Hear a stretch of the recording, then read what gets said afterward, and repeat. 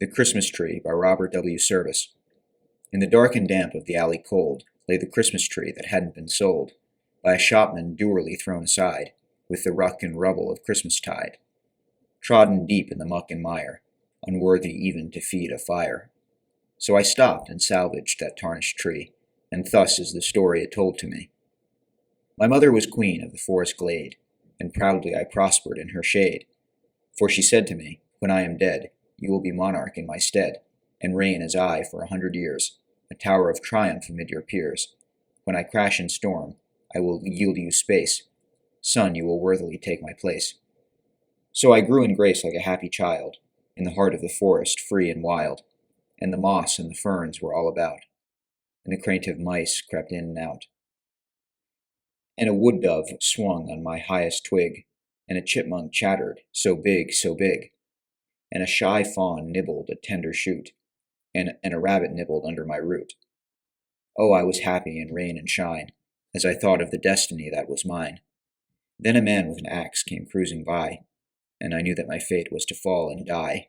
With 100 others he packed me tight, and we drove to a magic city of light, to an avenue lined with Christmas trees, and I thought, maybe I'll be one of these, tinseled with silver and tricked with gold, a lovely sight for a child to behold, a glitter with lights of every hue, ruby and emerald, orange and blue, and kiddies dancing with shrieks of glee.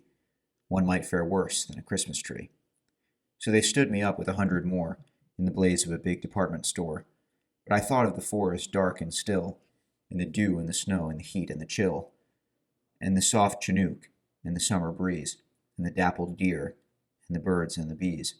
I was so homesick I wanted to cry, but patient I waited for someone to buy. And some said too big, and some too small, and some passed on saying nothing at all. Then a little boy cried, "Ma, buy that one," but she shook her head. "Too dear, my son." So the evening came when they closed the store, and I was left on the littered floor, a tree unwanted, despised, unsold, thrown out at last in the alley cold. Then I said, "Don't sorrow. At least you'll be a bright and beautiful New Year's tree, all shimmer and glimmer and glow and gleam, a radiant sight like a fairy dream. For there is a little child I know, who lives in poverty, want, and woe, who lies abed from morn to night, and never has known an hour's delight." So I stood the tree at the foot of her bed. "Santa's a little late," I said. "Poor old chap, snowbound on the way. But he's here at last, so let's be gay." Then she woke from sleep, and she saw you there, and her eyes were love, and her lips were prayer, and her thin little arms were stretched to you with a yearning joy that they never knew. She woke from the darkest dark to see, like a heavenly vision, that Christmas tree. Her mother despaired and feared the end, but from that day she began to mend, to play, to sing, to laugh with glee. Bless you, O little Christmas tree. You died, but your life was not in vain. You helped a child to forget her pain, and let hope live in our hearts again.